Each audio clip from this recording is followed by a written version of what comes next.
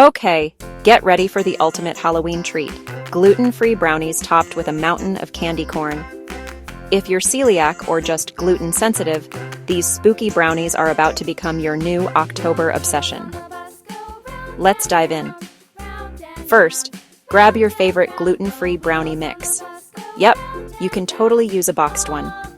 Just make sure it's certified gluten-free. Whip up the batter as the box says. But here's my trick. Toss in a handful of dark chocolate chips for that extra gooey bite. Pour the batter into a lined baking pan. Spread it out, nice and even. Now pop it in the oven and let those brownies bake until your kitchen smells like absolute Halloween heaven. While they cool, let's talk candy corn.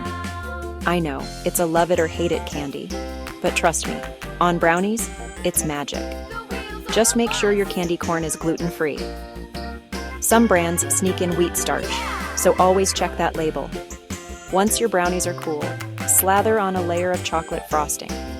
Now, for the fun part, press those candy corns all over the top in whatever spooky pattern you want.